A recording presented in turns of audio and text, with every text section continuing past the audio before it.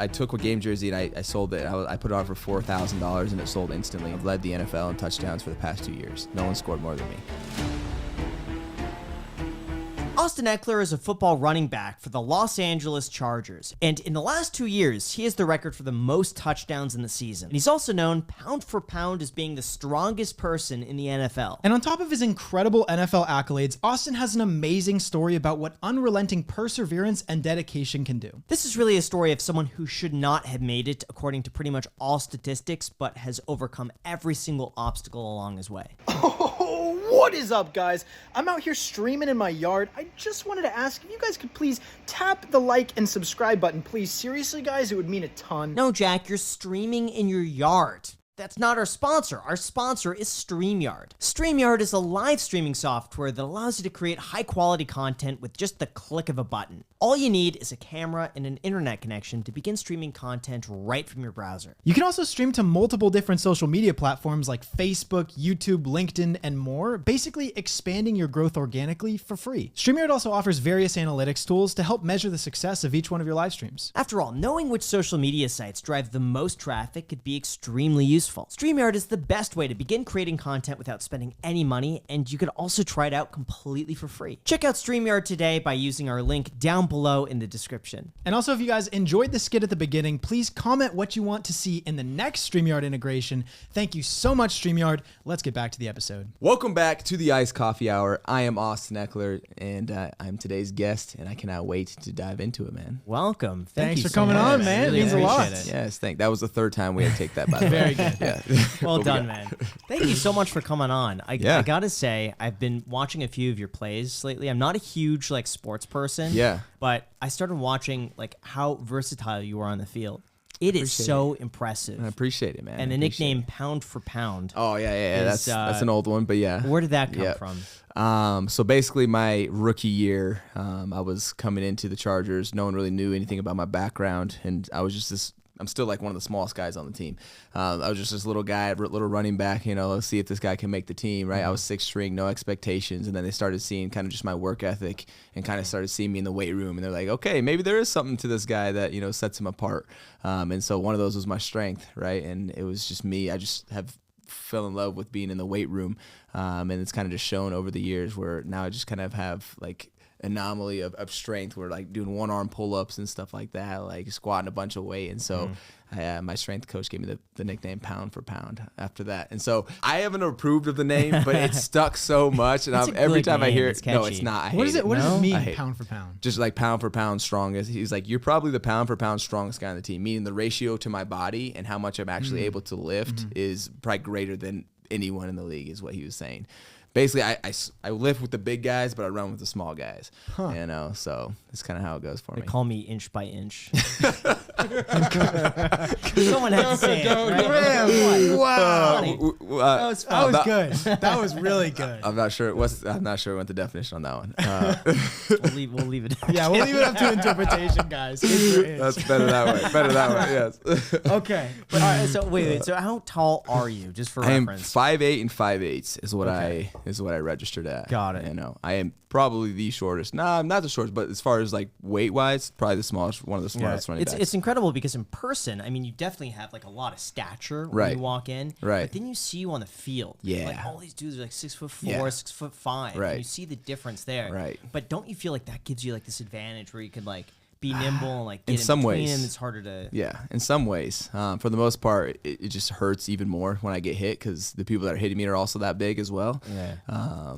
Which is, I'm compact, right? I can take it. It's my job not to get hit, so I try to avoid those scenarios. But it's fun. No, I have a great time. This is my position. My position, you're able to be this size and continue to have success, right? It's you have guys the opposite end of me is Derrick Henry, who's 6'3", 255, and he plays the same position that I do at 5'8", 195. And so it's pretty cool. It's pretty cool to see the different types of bodies, right? And we make it work. That's what it comes down. For me, it's been let's be consistent, right? And we can talk about the journey of how I've been consistent and built on my role, but be consistent and be efficient, right? And you do that, they're going to continue to build on your role, and that's what I've been able to do for the past 6 years. Yeah. I gotta ask. I feel like I've been thinking about it. I've been watching a lot of basketball lately. Yeah. People exaggerate their size in basketball. Yeah, you know, for they sure. put their 7'1", they're actually like 6'8". You know, like Chris Paul, we know you're 5'9", man. Don't avoid it. Is that common in football? Like, do you see that a lot? As far as what? Like Exaggerating your I mean, size, look, like- the team has me on the roster like 5'10", which I'm not 5'10". Oh, they have you in the roster Yeah, at they 5'10". so the team's all exaggerating me. Yeah, he's 5'10". I'm Why like is 200 that? pounds. Is that I just don't To know. be more intimidating? I don't know. You know what? Maybe with the shoes. Like if you wear the If I the wore platform shoes, yes, then I would. Yeah. Look, I make it work, so it doesn't really Or maybe matter. with the helmet. The helmet and the Yes, shoes will the add helmet. a little Yeah, bit. I'm probably That's 6 foot interesting. then. But then everyone else is. You should know. put that there. I should Yeah, play yeah. football. Interesting. You know, 6 Grant, foot the tail, last yeah. time we were around each other, you were about to go fight somebody. Oh, that's right, Michael Reeves. Yeah. You were That's stepping into some. right. Yeah, I was you're- terrified of that. yeah. How did it go?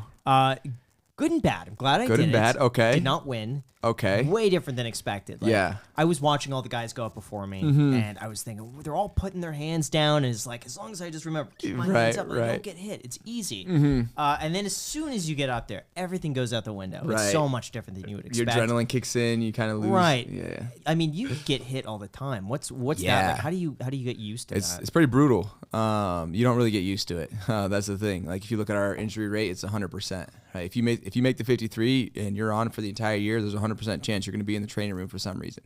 And it's probably actually over because you go multiple times and have some type of report. And so with us, like that's one of the biggest things in the NFL is stay healthy, right? Who can stay the healthiest, right? Is probably going to have the best chance at the end, just because there's such a big drop off as far as top talent to the backups, right? You lose that consistency. And so like for me during the year, like I feel like playing hurt. It's just, are you able to go through it, right? Can you put enough? Can you tape it up? Do you need to sit a few days off? Because you sprain your ankle, it's going to take weeks to heal, but guess what? You got a game in 5 days. So, I mean, it don't matter. You got to play, you know, as long as you can move and you can continue to go, that's kind of what the standard is.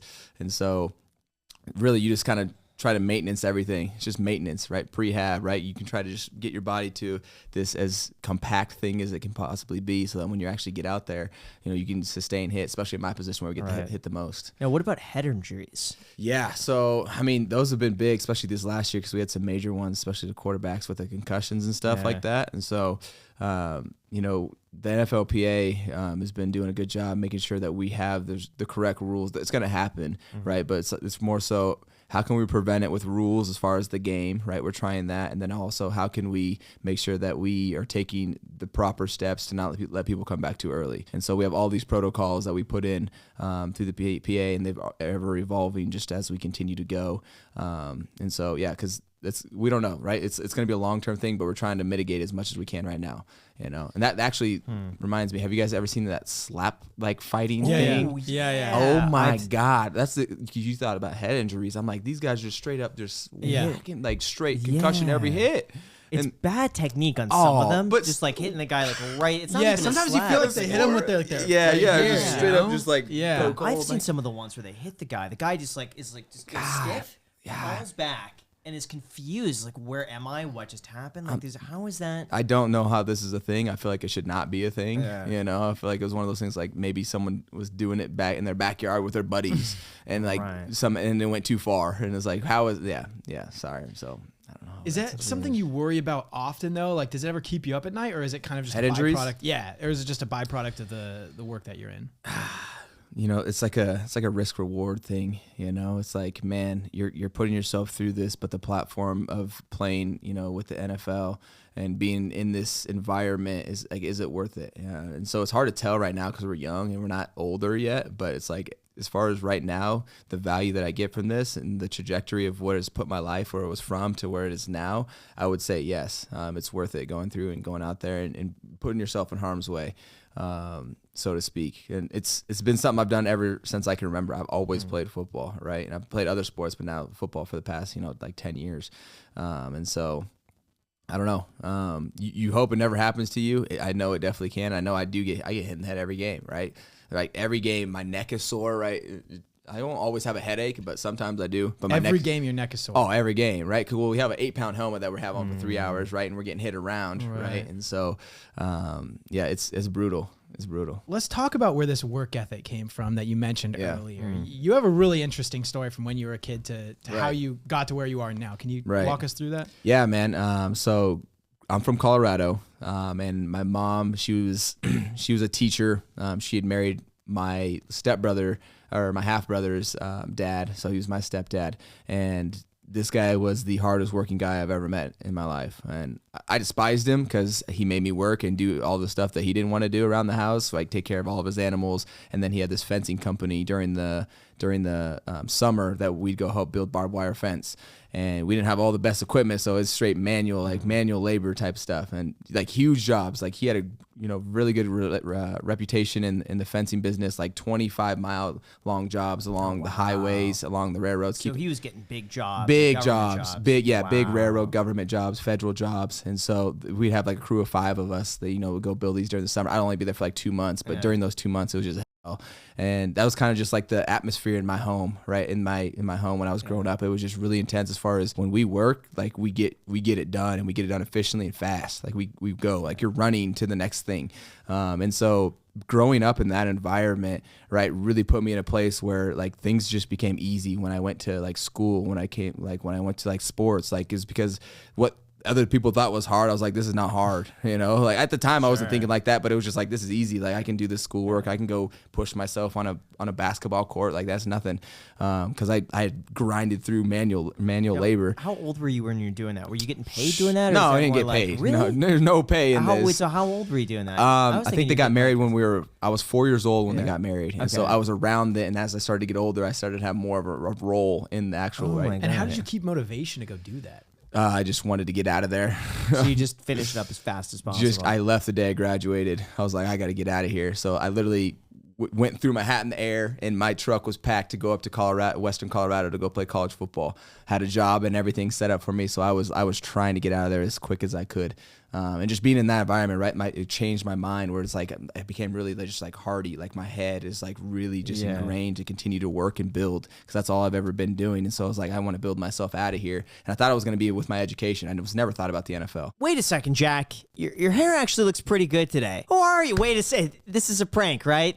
Tell me it's a prank. Calm down, Graham. I just used today's sponsor, Blue Man, the best hair products for men. Their products are broken down into pre- and post-stylers. A pre-styler is like a base layer you use before you start styling your hair. The Ascend Volume Cream is the perfect pre-styler to add volume, definition, and texture to your hair. And Graham, with their new packaging, you'll get a consistent amount of cream every single time. Jack, is it true that they even have a heat protecting element that'll keep your hair healthy and protected? Of course it's true, Graham. This is Blue Man we're talking about. And just to prove it to you guys, I'm gonna set Graham's hair on fire. I never agreed to that. Anyways, once you're done pre-styling with Ascend, it's time to move on to their Monarch Matte Paste. Infused with shea butter, this creamy paste is incredibly lightweight and easy to use. I love that it provides a high hold and much needed texture to my hair. Plus, Graham, it smells amazing, and let me tell you, the ladies can't resist me. You know, Jack, you could also get 10% off with the code ICED by using the link in the description or going to blueman.com. So show off your amazing hair with Blue Man, and don't forget to send in your before and after photos for a chance to be featured on their social media channels. Thank you so much, Blue Man. And now back to the podcast. I was going to a small Division II school, and so it was like, okay, let me go get my education in business. Let me go start something of my own, or attach myself to someone else. And I was going to start getting into real estate, and I was going to start house hacking, actually. Nice. That was my plan, and then I was able to play football well enough where that became an opportunity for me. But that's where my mindset comes from, is just being in an environment where it wasn't hostile, but there was tension. It was always like pressure. It was always pushing on you. How did he get you to go do that work? Like, was it? There was no other you live choice. Here for free, you got to go and do. There was this? no other choice. It was from growing up, from when I was small, especially when I was really independent. It was either that or get your ass beat, right? And so it was like an environment where it's like you get shit done. You just get it done. Yeah. Because you don't want that, right? Are you grateful for that type of childhood, or do you sometimes wish that you had a little bit more leniency and freedoms as a kid? Am I grateful? Wow. It's maybe who I am. For that specific part of your childhood. Yeah. I would say I've twisted it to get the positive out of it. Like, I think it has made me who I am today, which I'm very grateful for, as far as me being able to really stay focused and build myself up. Is there a different way? Probably. But I think the tough love aspect got me really ready for really the world, right? And just being able to, like I said, commit myself and understand that not everyone has your best interest in mind. And guess what? Like, things aren't always going to work out for you, and there's not always going to be a why, but you might have to do something, but you might not get the reward that you're actually expecting. Like, I was just working just to work. I didn't get anything for it. Sure, I had the home, right? The home life. That was great, but it wasn't like I was getting paid or any of these benefits or anything like that. So I would say, yes, I am appreciative of the tough love, how it was done. Probably not the best way, but I did love the tough love. Yeah. And why do you think you were able to find a silver lining in that and find the positives in that? What makes you different from someone else who's experienced a similar, like maybe like turbulent type of thing growing up, or forced work or something like that, and then turned out negative? Yeah. So I was able to attach that mindset. I didn't know at the time until I started talking about it more. What I was able to do was attach that type of mindset, and I was put it into something that was beneficial towards me and had some type of structure, right? So that was, at the time, it was sports and school. My mom was a school teacher. She was hard on me in school, making sure I did well. So I was taking my mindset of just undeniable determination to get something done fast, efficient, and I put it towards football, or not football, but my sports and my education, right? And so I was putting that same energy into those, and it's continued to build me up, right? And so I had this saying where it's like, don't shoot for the stars, but build up your floor, right? Because if you build up your floor and you fall down, you're still up here. You still have all these core values, your education, your network, right? And your experiences, all these different things that don't take money to, they just took effort to do. And so I was putting all that effort into this, and I started to build myself up. And so now I started to have value to people. That's where I got my college, right? My opportunity to go play at college. And so that stayed with me. It's basically became who I am. And so I have all these opportunities that are not all these, but I have opportunities that continue to present themselves, and I'll take it and I'll just immerse myself into it, right? And not just do it, but learn about it, learn the people in it, right? Make sure I'm an expert at it, right? Really try to encompass and bring on everything that is in that opportunity and try to take advantage of it and be consistent at that, right? And I do that, and guess what comes from that? Hey, you're good at this. Hey, try this, or here's more, right? And so that's how I've been able to continue to build up to this point now, where I use the NFL, which is a huge platform, and then all of the status and all of the the money, all of the the experts that the people that you can get connected to is just blossomed into what it is today. So how did you get scouted in college? What was that process like? Yeah. When did you start playing football, by the way? I don't know.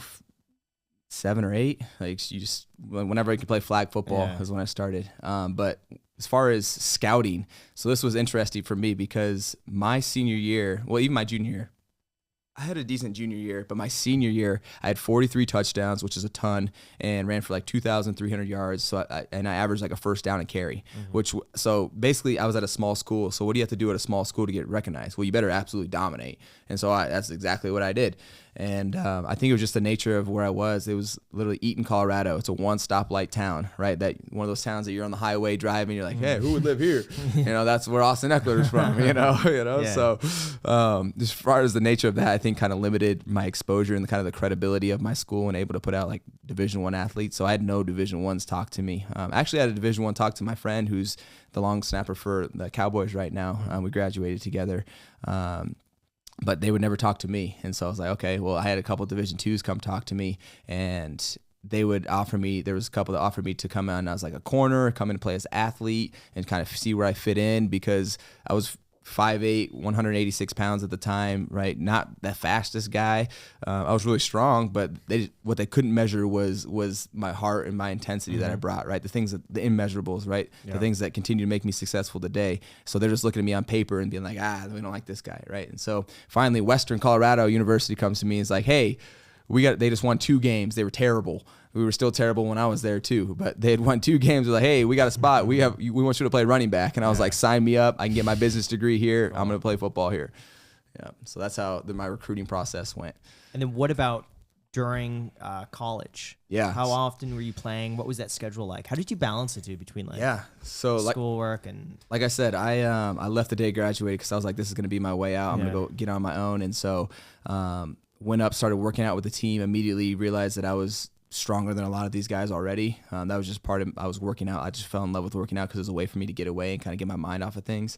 And so once I got to college, it was pretty evident, I'm already stronger than a lot of these guys have been here 3-4 years.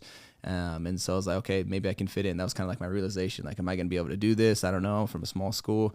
And for me, I was there really to get my education, like, because I knew people in the field that I wanted to go to. So they had been getting into the field, getting jobs. And it was kind of like a streamline for business and energy management. And so was really focusing everything on school, but in Division II, you don't get full rides. So I didn't have a full ride. So how was I supposed to increase my scholarship? Well, you have to get the accolades. You have to get all conference. You have to get all American. And so I'm just focusing on playing football as well as I can and going to school, all right, and getting my education. And then up at Western, it's in the Colorado, it's in the mountains. So the girl to guy ratio, it was 2 guys for every girl. And so that kept me really focused too, as far as the outside college party life, because I'm going to a party and it's like, there's a lot of dudes here, you know? So I was like, okay, this ain't for me. I'm going to go work out, you know? Okay. So I was able to stay focused there, whether I wanted to or not. You know, it was kind of like, okay. Did a lot of fishing with my buddies out there. There's no aspect that you wanted to compete with like all the other guys there. Be like, yeah, two to one, and like, all right, I'm gonna get in there. I'm a football player. I got this. Yeah, look, no disrespect to the ladies up there, but it was just not where I was. Not your cup of tea, right? At the time, sure, right. But anyway, so I'm going through college, right, and I'm just focusing on these. These are the main 2 things I'm doing, right? It's football and education, right? And I don't know why, but I think, well, I do know why, because my same energy, it just follows me. It just follows me, and I just put it into the things that I care about. I started as a true freshman, right? Was like freshman offensive player of the year, right? And then continued to increase my scholarship. I got accepted into the program that I went to. You had to go through this like acceptance thing, and so was just moving in the right path because I was putting the effort in where it was supposed to be, and it was really structured for me. So it was streamlined. So I was able to kind of have a line as far as where I wanted to continue to follow and push. And I think that's important because when I got to the NFL, that line was gone. But we can talk about that when we get to there. So you're playing college football, and how was your work ethic relative to the average other athlete on the team? I'm way more committed. Just way more. Oh, night and day. Was it close? When I got there was 3 seniors on the team. And I remember, I'm not like a huge vocal guy. I wasn't at the time anyway. And I remember getting there was 3 seniors, which means that we don't recruit 3 seniors, right? It means only 3 are left out of the entire, 50 that you recruited. And so the commitment was terrible. The leadership was terrible. And I remember our first away game, I didn't really know everybody yet. I was just kind of starting to get my footing. And I remember everyone just kind of messing around. Everyone's on their phones. No one's really listening to meetings. Everyone's kind of treating it like a vacation. And I remember as a freshman, like coach asked at the end of like, hey, does anyone have something to say? And I remember I had to say something. Like I said, I wasn't a very big vocal guy, but I was like, coach, I got something. And I don't even remember what I said. I was just so nervous. I had like tears in my eyes because I cared so much, but I wanted to say something, but I didn't know what to say. Yeah. And I was just talking about how like, this is in a vacation. We're here on a work trip. And ever since that moment, they made me a captain, right? So since that moment. Yeah, the moment. First away game. So after the first away game, I became one of the team captains. Was this like a Braveheart moment where you gave like a speech and you guys like win? No, this was not like everyone stands up. Yeah, this was like me nervous. Like, I don't know what I'm saying. It probably came out terrible, but they probably got the message, Sure. But you felt so strongly to say, like, I had to say something because I cared so much, because for me, this is a way for me to get to the next thing, right? This is a way for me, right? And I need the team. There's a lot of us involved in this. It's not just me that can go out there and do it, right? We need all of us to be locked in because the success lies within all of us. So when I see that everyone's messing around, I'm like, no. And I came from an organization, we didn't lose games. We lost 1 game a year, in my football, right? And so, using the playoffs, unfortunately. Yeah. So I'm coming in that where a program we won 2 games last year. And I'm like, what are y'all doing? And so my senior year, we graduated 25 seniors, right? And so it shows you just like, wow, our group bought in. Like we bought into something bigger and committed to it. And so even the guys up there now, like when I go back to college guys, I'm like, even just younger guys in general, I'm like, look, even if you're not going to go play in the pros, you should still commit yourself to this, because this is practice of you got to practice mental toughness, and this is a way for you to do it, right? This is a way for you to practice staying on task, right? Working as a team, building something, and then you can transfer those skills to something else, whatever's next in your life. And so that's how I saw it. I didn't know I was going to go to the NFL. I wasn't even thinking about that at all, but I knew I could transfer that. What was your training like at that point? Like, how many days would you train? What was that looking like? And then diet too. So it was funny, actually. So there was like 3 of us in my group that I worked out with. We'd work out with the team, But then we actually got in trouble because we would go work out in the rec weight room by ourselves, and we just do extra because we're like, we can do a little bit more. And that was just kind of,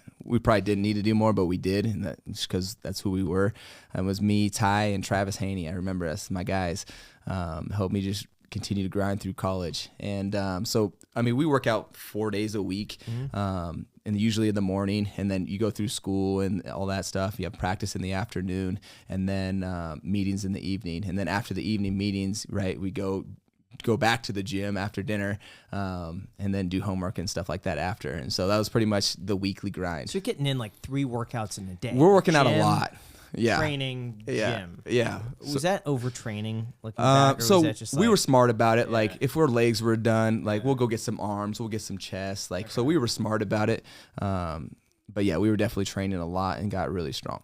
And what about diet back then? Did it matter? Because it's like, I feel like you're working out so much, like you could eat whatever you want. And so, like the yeah, you could eat whatever you want. Phillips diet. I mean, fine. I didn't have like a table for like the athletes like you see on these bigger campuses. There was one table for the entire campus, and it was. And then, I mean, we're in college, we don't have money, so I remember eating macaroni, and I would put tuna in the macaroni, and that was like my go-to lunch. Are you serious? Yeah. You know those little macaroni cups that you put water in there? Yeah, I put like a cup of tuna in there. We're talking about like the cheddar cheese ones. Yeah. Oh man, That honestly doesn't sound half bad. So that was like my go-to. That was my. I It didn't smell great. It didn't smell I great. can. Oh wow, Yeah. that probably smells rancid. Like mix like mayonnaise in there. With Oh jeez.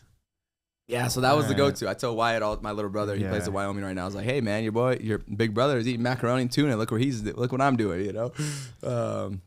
But yeah, I mean, in college you just make it work. Were you bigger back then, like size-wise? No. No. I'm definitely bigger now. I would imagine like you would get just like huge, just eating like macaroni, tuna. It wasn't like an everyday thing. That was the go-to lunch though, and it was like they're small. It was like one little packet is tiny compared to how many calories you're burning. And I mean, your workouts, you have a running workout, right? You have weights, and then you have practice, you know. And then if you do the extra stuff at us, you know, like you're burning a lot of calories, you know. So. Wow. Yeah. And then how did that transition from that to being in the NFL? Yeah. And then you know, it's kind of continued to go down the progression, like, right. Become a captain and start having success, you know, early on, do well all 4 years. And it kind of goes back to the same thing I said about my high school, where it's like, you're in a small school, so what do you got to do? Well, you got to dominate. And I dominated every single year, had all the accolades, all of that. And so I had scouts for the first time come up to watch my practice my senior year. And these are like aliens. I'm like, we've never seen scouts on our campus, right? Like, I'm the only guy from our school that's made it to the NFL ever. So like, this organization actually exists. You think they came for you? Yeah, they came to watch me practice. Wow. It was crazy. So someone was talking. So yeah, well, here's the thing. Like, the thing is, the NFL, they put a ton of money and ton of effort into finding these types of people, right? And going out and vetting, making sure every rock is turned, right? And so people are coming up talking to me. People are asking my coach, like, what's wrong with him? You know, like, why is he here? Like, he's got good numbers, but like, is he not bad grades, right? Like, is he legal trouble? Like, why is he Division II if he's doing this? Because they're like trying to figure out why I ended up there. They're like, no, man, like he was just overlooked, and he's been here and he stuck it out with this, didn't transfer or anything like that. And so, sure enough, that was what it came to be. And then, you know, I finished my senior year and I dropped out the last semester. We played in the fall. I dropped off the last semester because I made a realization where it's like, I have an opportunity that could put my life on a new trajectory, right? Like, I can change the course of my entire lifestyle with this opportunity that I didn't know I could have. And I was building towards that, but I didn't realize I was building towards that. And so I wanted to make sure that there was every ounce of me that went into taking advantage of this opportunity. And so I went and trained at this place, because you had to do this, like, these things called pro days. And at the pro day you get like evaluated and stuff. And so I needed to make sure that my numbers, as far as my attributes, right, were able to be comparable, you know? And so went and dropped out, committed everything I possibly could to that. And it's probably the best decision I've made as far as committing to myself at any point. And so ended up obviously getting an opportunity with the Chargers. And so for me, coming into the Chargers, I was sixth string, right? There was really no expectation for me. I wore number 3. Running backs aren't allowed to wear number 3 at that time anyway. I found out my head coach didn't even know my name until I made the team. And so we were together for like, I don't know, 6 weeks. Or no, I mean, like 4 months. Yeah, so whatever that is, 12 weeks, 16 weeks. And so, yeah, there was no expectation for me. right? There's zero. But it comes back to what I said before, the things you can't measure, right? It was, I had so much heart. I had so much effort and passion that I put into it.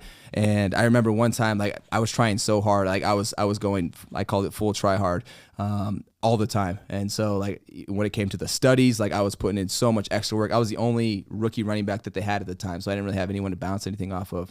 And it was just so overwhelming, I remember, because I was sixth string. I never moved up the depth chart one time.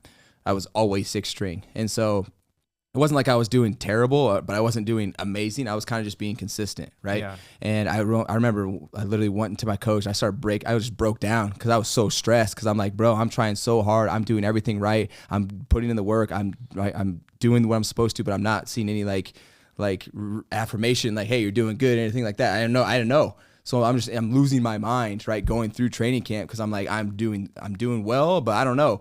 And so, I just continued to go through that. And then we have 4 preseason games. And after the last preseason game, I did pretty well, and I had stayed consistent, made a few plays. I had been doing that throughout the entire.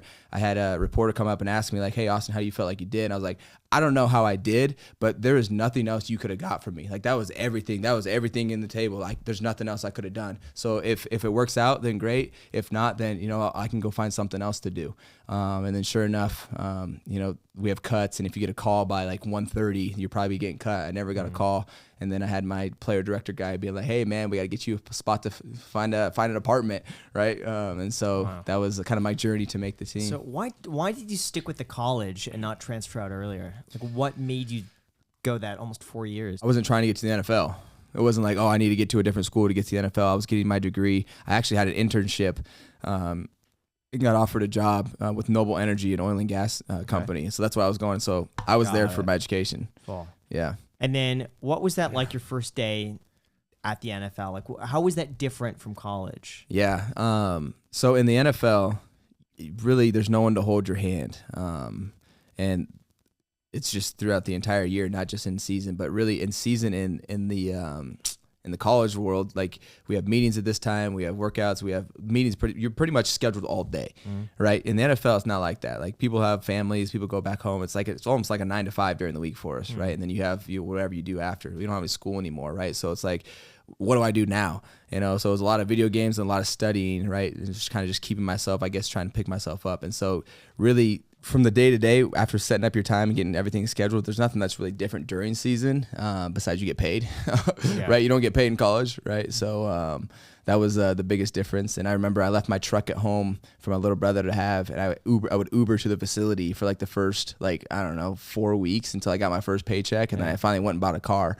And so that was kind of just the situation we were in. So just out of curiosity, because I don't really understand the whole timeline once you go from college to NFL. So you had a 1 semester left, but you recognized the fact that there was a chance you could go to the NFL. Correct. So you signed up for this basically 4-week period that let me take you through. Apply for, right? No, anyone can try out, but if you get the recognition is a different story. So I'll do a fast story. So after college, you go through what's this evaluation period where you have like the pro day and the combine, and basically you just get all your attributes so you can be compared to all the other players. And so before you get to those, you do a bunch of training just to make sure you're good with the technique and stuff like that. So there's probably, 8 weeks of that type of training, because I think the combine's in March, I believe. I think it just happened. And so you train for the combine, and then after the combine is the draft, and all these before the draft is pro days. So you do pretty much the same thing at the combine, but you do it at your school now. And so now you'll do more drills and stuff like that. And then is the actual draft where you actually get selected to a team. And then between the draft and the actual getting to the team, there's like another month and a half. And so there's this big off season, right? Like during this time now as a vet, like I'm just training and building my businesses, right? And so that's what I do now. But during that, it was just train to make sure that I try to make the next level, right, exactly. Because there you don't know any better. So you think you need to train as much as you do. You really do, just to make sure you get your reputation. When you get that, then you start to get your routine as far as how you actually want to be a pro. Interesting. How much was the first check? The first check, I think my minimum's almost doubled since I've been in the league, which is crazy. Yeah. I think my minimum was like $430,000, and we would get 2 game checks in 1 check. And so, and I live in California, so right. There's a big chunk out of that. So I don't remember. I think checks were like $19,000, and you would get I forgot however many of those. And so 2 of those, combined or whatever it was, right, it'd be like 40,000. You're right. 40,000 right, every 2 weeks. Wow. Yeah. Or every 4 weeks actually. Whatever Every it is. 4 weeks. Every 4 weeks. Yeah. So whatever it was like a 17 week pay schedule. Yeah. Or no, 8 week pay schedule, because it was 16 games and then you get paid every 2 games, right? So you just get 2 game checks every Friday, right? Yeah. Every other Friday. And it's just direct deposit. Just direct deposit. Yep. Just big checks, right? Boom. And I'm like, whoa, I didn't know that was real money. Yeah. Like, what the heck? And even for me then, right, making 430,000 was insane, right? Yeah. Where I just came from college, I'm not making any money. Now people in college are making 400, like, because of NIL stuff. But yeah, for me at that time, it was just like, okay, like, now I have a real opportunity to actually get myself financially set up as well, So you're making the minimum because you kind of just got your foot in the door Make the minimum, through yeah. all of the training and everything. Yeah. You just made it. And then walk us through what happens next. You get that Wow. $20,000 check. You buy a car. Yeah, finally buy a car. What do you spend it on? So the first thing Where was does a it car. go? I was All right. renting, which my rent was like $2,300, which Yeah. I just came from college where my rent was $400 a month, and now I'm like, this is disgusting, right? For my 1 bedroom, Right. rent's crazy. Really, I mean, $2,300 isn't bad nowadays. Now I'm looking Right. out there, it's crazy. What's going on in that market? I barely think so too. And so, right. Start to get some checks coming in. Really, I'm just saving up. Like, that's what I was advised. Like, we have like these little seminars. They're like, hey, just save your money. Don't spend it on anything until you figure out kind of like what a plan is after. So I really didn't buy anything major. The first thing I ever bought was actually after my second year. I bought my first duplex. And that's kind of what I think sparked off, because I knew I wanted to get back in real estate. So this was a way for me too. And that's pretty much what sparked off kind of like my entrepreneurial phase again, being back in the business space, is when I started to accumulate rental properties. And I actually had a connection to a house flipper out in my area, and he had been flipping single families but was starting to get into multifamilies. And so he had a couple duplexes coming up that he was going to be flipping. I was like, hey, I'll buy them from you, cut me a deal, and I'll just buy them from you right off the rip. And so that's how I actually started building up my real estate portfolio. And so, and then that turned into, right, I started a foundation, right? And then that turned into, right, I started a streaming company, and then the streaming company turned into the app. And then, it's just continuing to start to just sprout out as I continue to learn, I continue to connect. And now during my off seasons, now it's just full of just that, right? Connecting, learning, right? Talking about these types of things, meeting types of people that can possibly, right, we can add value to each other. So it's been a fun journey. And, I planted a seed a long time ago. That's why I talk about, today when I tell these young guys, like, what you should do right now, don't spend any money, just learn and connect with people. Like, that's all you should be doing, right? Because that's going to present you your next opportunity if we're talking off the field. I kind of went on a tangent off the field. But as far as back on the field, actually, my rookie year, I really just mainly played special teams. Actually, my favorite stat to this day is that I led the NFL in tackles on punt on my rookie year. And so I was on special teams, right? And so not offense or defense, it's everything else in between the kicking game. And so for me, that was how I was making my living. And so I treated it like it was everything. Like that was my starting role. That was everything for me. And so I treated it like my life depended on it. You have to go down there and make these, you got to go make these plays. And so that was the severity of that I put it in my life. Like, this is everything to continue on this trajectory, continue growing myself down this path. And that's how I continue to add on to my role, right? I took advantage of that. I was having success. So they started putting me on offense. I started scoring touchdowns. They started giving me more offense. I started scoring more touchdowns, being even more efficient. And then it just continued. Now I'm just fully offense, and I became the starter, right? And then you started leading categories in the NFL. And then now for the past 2 years, I've had the most touchdowns scored by anybody. So it's like I just continue to build on the roles that have been given to me. And not only on the field, but even off the field, as I can continue to grow professionally as well. What year would you say your career really took off? Was it 2 years ago? And what was that really was the big catalyst? Was there a moment that just like you made a touchdown? I was like, that guy. Yeah. So actually, after my second year, I still kind of split special teams. And then the following year, the guy that was starting in my position, because I was still a backup, he held out. And he held out because he was trying to get a bigger contract. He was trying to renegotiate the teams. They weren't in agreement yet. And so it gave me an opportunity where I was a second string. Well, guess what? Now you got to start for us, Austin. And so I had never started before. So it was kind of a moment where it's like, okay, let's see if this kid can do it. And for the first 3 games, I was lights out, scoring touchdowns. I remember the first game of the season came out and we went to overtime, and I like scored the game winner in overtime, and the place is going crazy, and so was able to kind of show that I can carry the load as a starter. And that was probably my biggest year. I had, like 11 touchdowns. That was the most I had scored that year. I almost had 1,000 yards receiving as a running back. I had like 450 or something like that rushing yards. And so that was where I really showed that, hey, I could be reliable on offense as well. And that's really, after that year, I got my big contract, my second contract, where I signed 4 years for $26 million. And that was like the moment. That was like the year that really kicked off where I am today. And then I take it when that happens, now you're on everybody's radar. Yeah. Does it almost work at like a groupthink effect where it's like you sign one deal and then all the other teams are like, wait a second, they just signed him. Like, does it kind of work like that? So for me, I was in a scenario where I was trying to get extended. I was restricted, so I wasn't free.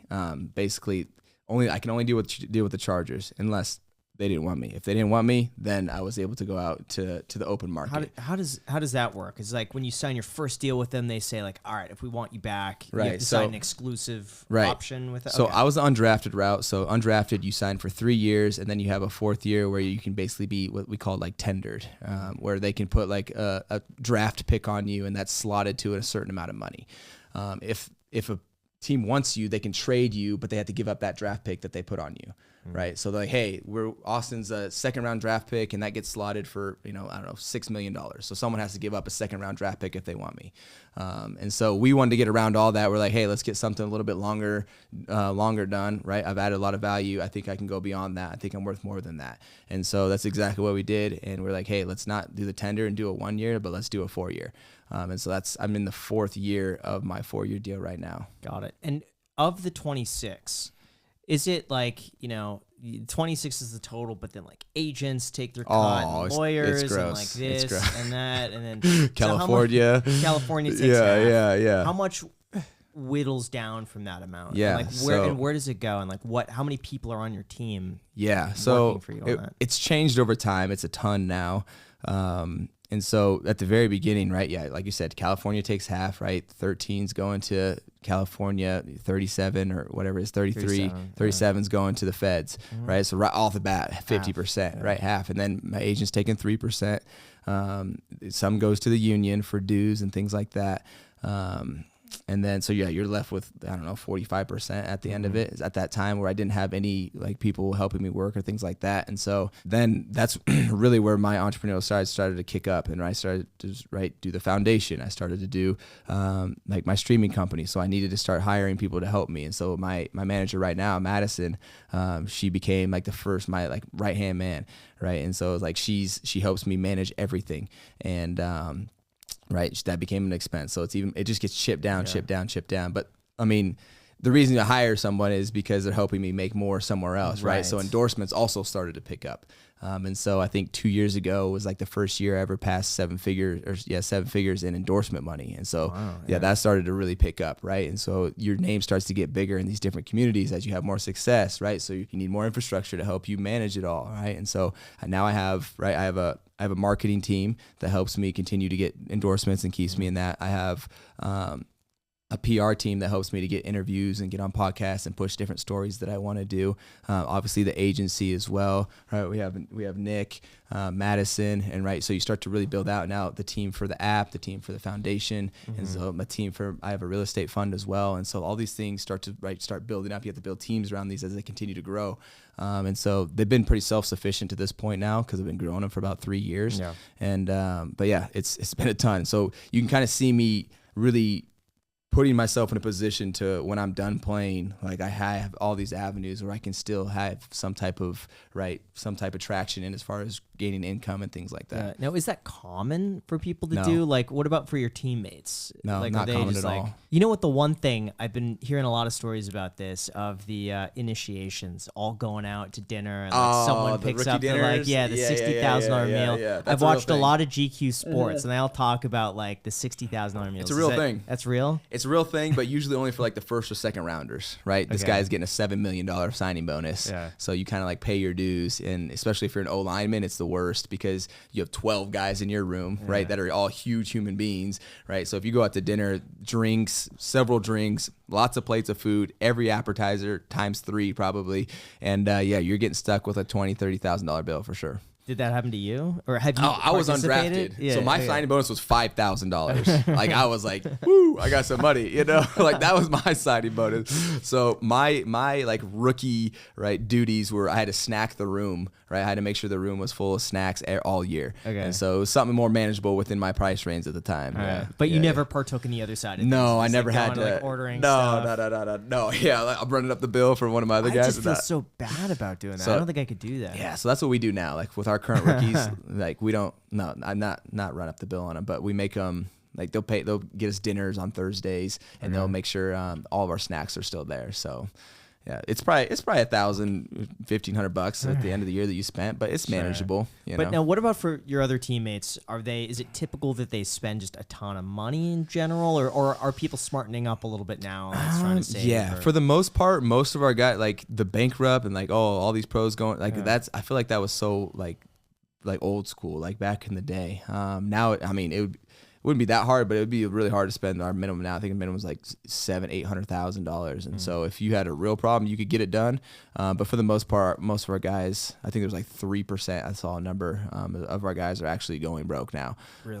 So it's dramatically different, and I think that's just access to more stories, more information. We have more resources to make sure we're protecting our guys, and so also now something that we've done is instead of getting paid 8 times that year, huge fat checks, now we get paid 34 times. So we cut it so you get half a game check, right? So you get half a game check throughout the year, right? So you play a game, right? Over the next 2 weeks, you'll get that full check in the next. So it pushes it out. So now your checks are significantly smaller, right? So it kind of helps you kind of budget throughout the rest of the off season as well. Because during the off season, you don't get paid. Got it. You know? How do you approach your spending at this point? Is there any temptation when you see such a large amount where you're like, oh man, I could afford this if I wanted to? So I bought a Corvette. That was like my big ticket. What year? The C8, the 2020. Oh, nice. Yeah, the 2020. Okay. After Convertible or the coupe? the convertible. Okay, I wanted to push the button. I nice. didn't want to have to get up and you know. I love the Z06. of The those. Zeos, yeah. So nice. I thought about trading mine in, but I didn't end up pulling the trigger. I'm gonna keep the original 2020. All right. And so that would be like I guess my big purchase. I have 2 houses, so that's actually some significant money as well. But I keep a roommate in California to mitigate some of that cost, and then I also rent out my house to the Raiders players here in Vegas. So kind of just pay for 1.5 houses, you know, throughout the year. How do you rent out a house here to other players? How does that work out? I just get in contact with their player director. I had a friend that played with Trent that I grew up with, who was his long snapper for the Cowboys. He was on the Raiders, and so I kind of got in with them. And then, I mean, we're all one phone call away. Like we all somewhat know each other. We're part of the same brotherhood. So there's always new guys that are coming in. And so it's like, hey, if you want to use the house, right, here's rent. It's already furnished. And so a lot of guys that sign 1 years will take it. Interesting. Jack's thinking about doing that. Yeah, you need play. You need That's plays? interesting. I've never heard of that, but Plays? that's Yeah. cool. All 'Cause right. I was like, how do I justify having these 2 houses? Well, first of all, I can't get away from taxes with football money, but I could get away with it for my endorsements, because my endorsements were just paid to wherever I lived, and my residency was in California, and so I was like, well, just moving to Nevada alone, right? Yeah. I saved 13% of my 7-figure endorsement money, so that's just paying for the house itself just by coming over. And then I was like, okay, well, still don't want to have these huge mortgages, you know. And so I was like, okay, let me rent it out, let me get a roommate out there. Like I'm not single, but I'm not living with my lady right now, and so it's like it's no big deal. Where do you think that frugality came from? Graham Stephan. Ah, there we go. Because you subscribe. That's right. Got to hit the That's like right. button and subscribe. And you too could save a lot of money. That's right. Really? I think it came from just my simple life growing up, where I didn't have any elaborate things or have any big desires. It was really just what I needed to get by. I always wanted a Corvette, and so now I kind of have like my Corvette. And other than that, it's like, sure, I have 2 houses, but it's more so just for to save some money there.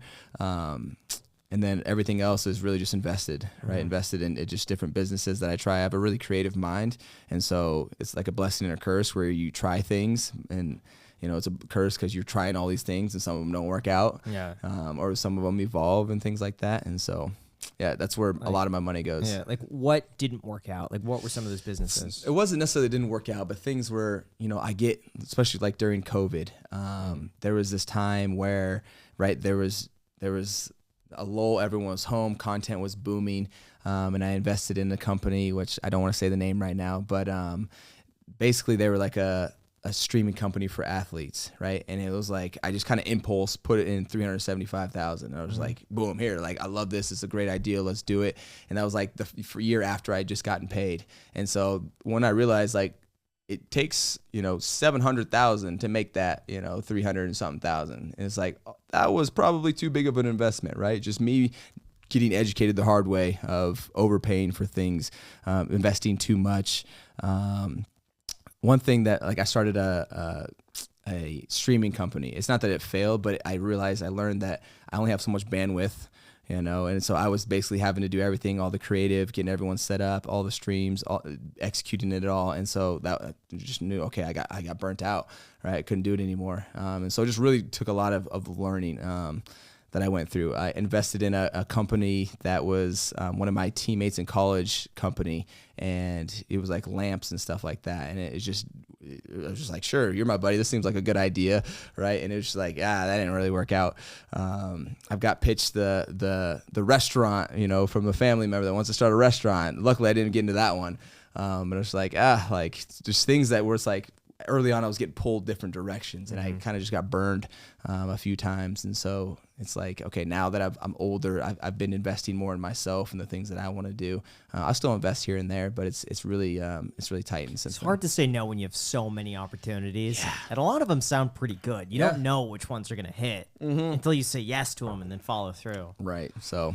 And I was young, and so I was like, oh, let's try this, try this. And then you're like, oh, wait, where'd my money go? For startups, you basically assume it's going to be zero. Yeah.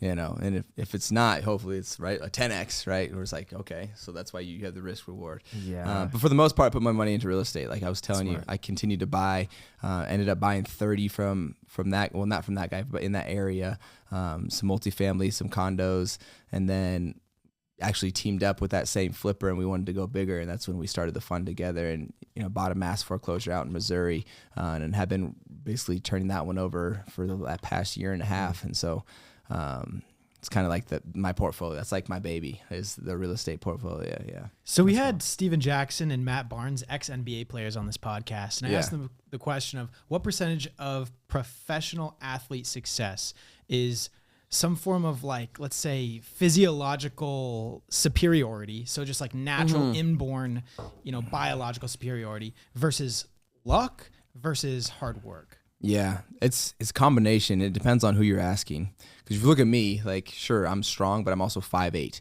right? I'm not the fastest guy in the field. So how am I getting it done? Well, a lot of the things come down to the things that we said, like, that can't be measured for me, right? Just I have like an obsession with the things that I'm involved with, and I immerse myself into them to be as efficient as possible, and it worked perfectly on the football field, right? Where it's like, that's what you need to do to be a good player.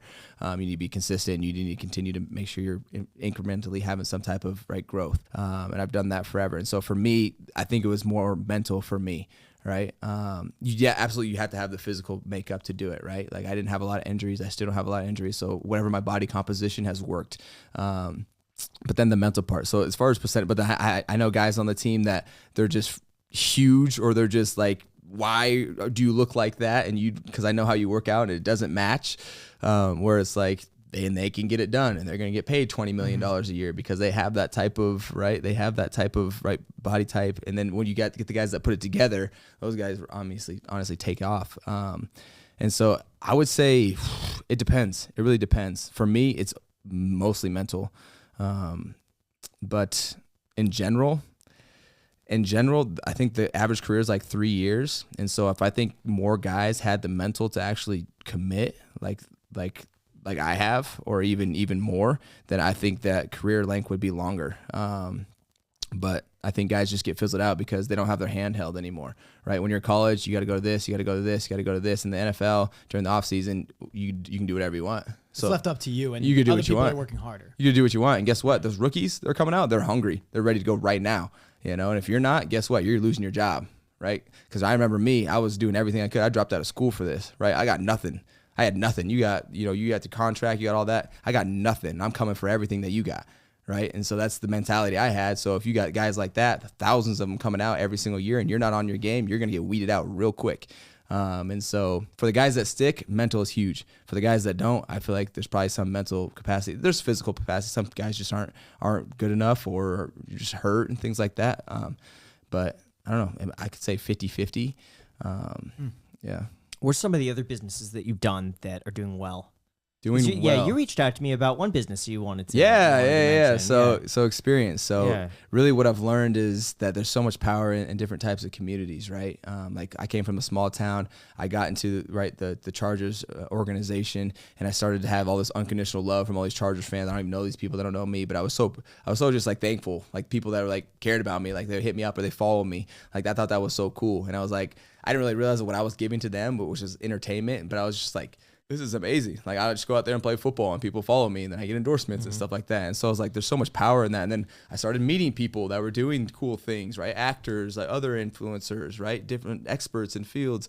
And so I was like, okay, like let me use this community and try to continue to build it so I can continue to have more opportunities. And so that's when I started the streaming company and was helping people stream. I was streaming a bunch of opportunities, and I was like, okay, streaming is kind of too niche. Like it's like really just there's not a lot of people that stream. And so let me pivot that and let me start a platform where you can engage with your fans and basically set up a menu of what types of engagement you want to do and what you're willing to do, and put your prices next to them. And so I wanted to create things because people were always asking like, hey, can you sign my jersey? Hey, like, can I donate to you? Hey, where can I talk to you about fantasy, right? Fantasy football is huge. And so I was like, well, I don't want to just DM all these people and stuff. I was like, let me create this. So that's what Experience is. It's a platform where you can engage with fans. Like there's a way you can get your jersey signed. You can do a video chat. Like I set up all these different interactions I'm willing to do and put a price next to them. And so I've done like 300 engagements. We've been launched for like 3 months now. So we're inviting other influential people on just to continue to that's really neat. With their fans. Is it similar to Cameo, or is it like Cameo plus like other stuff? Well, Cameo is known for like their personalized videos. Right. And so really I wanted to be more innovative in the space with kind of more unique experiences. So we do have like the personalized videos. You can do that.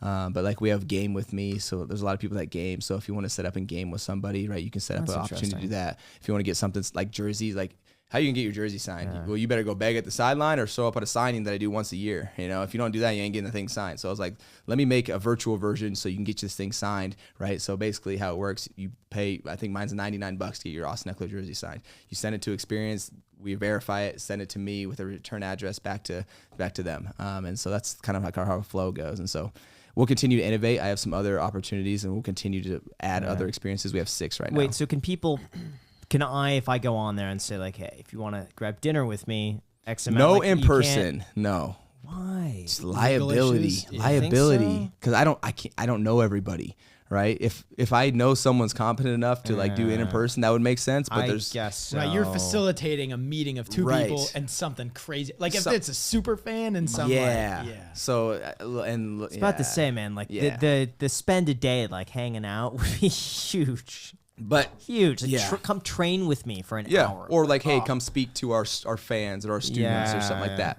I get that, but I didn't want to deal with the liability of it in person. It's not with it. Yeah. I got a question. So if you're a YouTuber, let's say there's Yes. this guy, Patty Galloway. He's like a YouTube consultant. He knows about the algorithm. If he wants to go on there and critique someone's YouTube video editing or something like that, just very custom services that he can provide to his fans, can he do literally anything? So with that, I would either say do a social media offering. We have a social media category, and then you could put YouTube on there, and you could say like video review, thumbnail advice.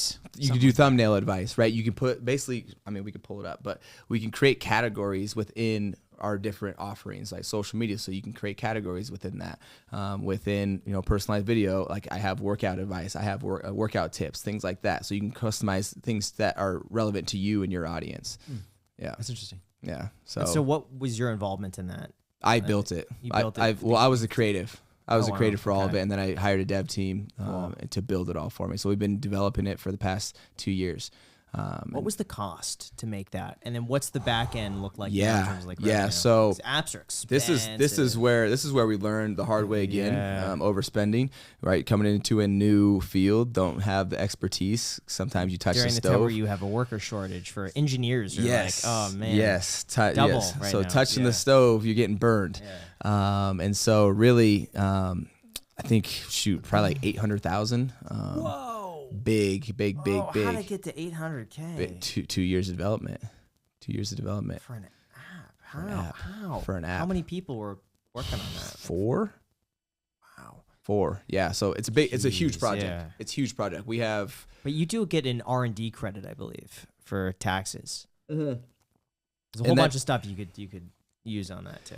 And then there's 2 sides to it too, right? That's just the dev side, but basically we're done. Like it's built like that. It's done, right? So now it's like, okay, now let's just put efforts, right? Our dev costs are way down now compared to what they used to be. It's really just maintenance. And so the app's built. It's like a house. It's already built. Now we just got to get people to use the house, And so that's why we're reaching out, and we'll continue to strategize on getting people on the site. And then, so that's where we're positioning ourselves, and we'll continue. Like I have some other ideas. We're like right now with our game jerseys, we don't do anything with our game jerseys. And it's like, so I took a game jersey and I sold it. I put it on for $4,000 and it sold instantly. And I was like,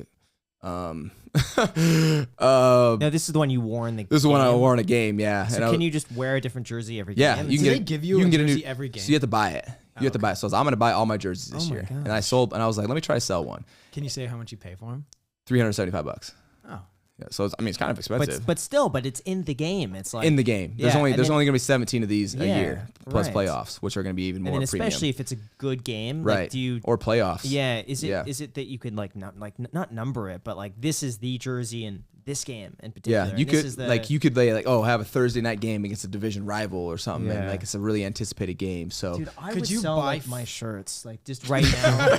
Graham, you're not. I've had a Graham, guy you're that- not. You an could. athlete. It's You not the could. same I've had a thing. guy that offered to pay for my shoes to Wow. buy my shoes Yeah, off yeah. of me. well, Yeah, we but know he's a we know about your lowball jack. bathwater. Yeah. Yeah, stuff. bathwater. Yeah. I got a I question. don't So, give a crap. could you technically buy 4 jerseys and then just wear like a different jersey in different parts of the game? Just So, every for quarter, this have a different play, I one? had this jersey. This is the famous like. All right, probably gonna score a one-legged touchdown on this catch. play. Let me put this jersey on. Yeah, like you could One probably- play. I have a question outside of finance and money. Yeah. How do you combat performance anxiety? Because even for me, and I play ping pong like casually, I'll play with my friends. I went to a ping pong tournament. Okay. First tournament I ever did. And I lost a lot of games I should not have lost. Mm-hmm. And I ended up getting like nearly dead last in the tournament. And Damn. then after the tournament, I played the guy who won the tournament and I beat him. And now you guys are probably thinking he wasn't trying. Trust me when I say he probably hopefully was. Okay.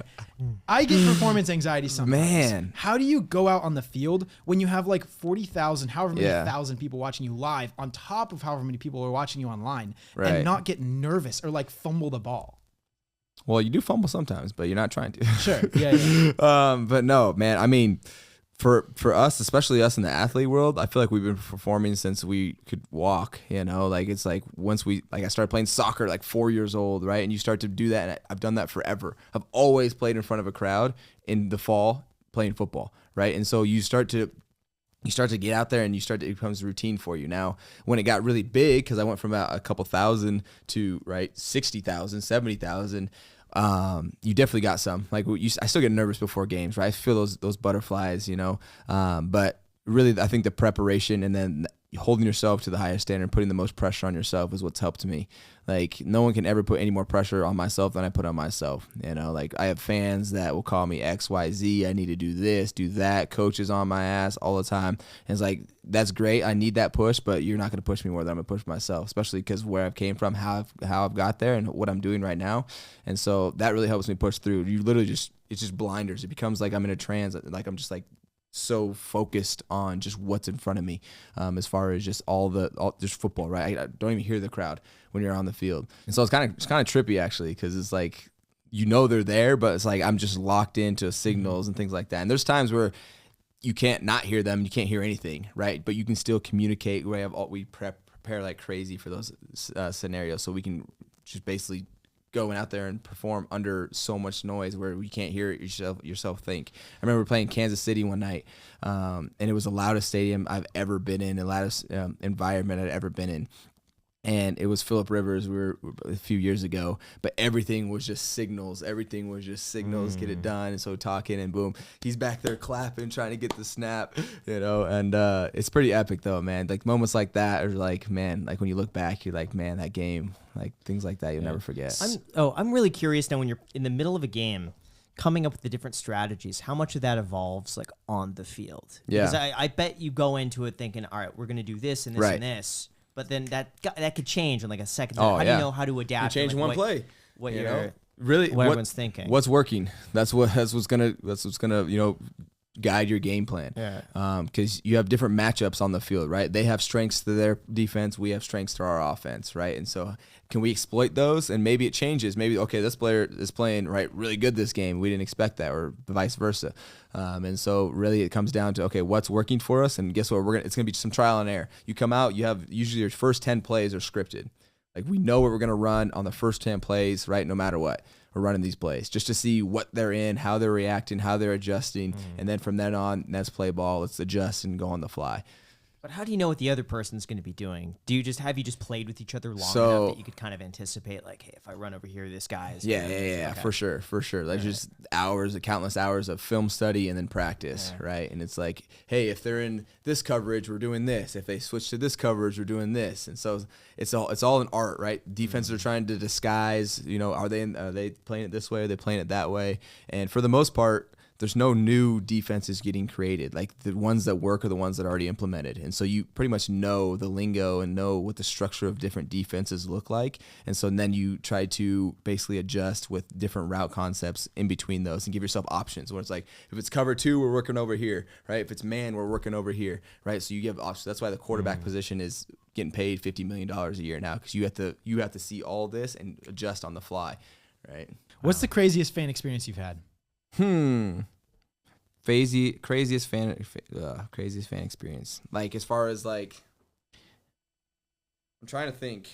There's nothing that really stands out. Someone ever try to like rip your shirt off your back or something like that, or? Oh, I mean, so people are just like they're like almost in shock, like when they see me sometimes, because a lot of people, it's mainly fantasy football fans, right, that have had me on the fantasy. I scored all those points for them. They won the championship. Like I think it was like some number. It was like 12%, or maybe it was like something. I had the highest number if you had me on the team. I was the highest percentage of fantasy championships, or if you had me on your team. You won. My brother has a team with all his friends. You won all of their. Yeah. And so if you had me on your team, you had a very good chance to win your championship. And so when people see me, because now they finally see me in person, like they like become like overexcited. And so a lot of times it's like they like want to like touch me, and they're like, hey man, like try to put my arm around me, or they're like getting really close to me, and they're like hey, you won me all this money and my fantasy championship, because they're passionate about this stuff, right? So they're just like overjoyous all of a sudden because they weren't expecting it, and it's like whoa, like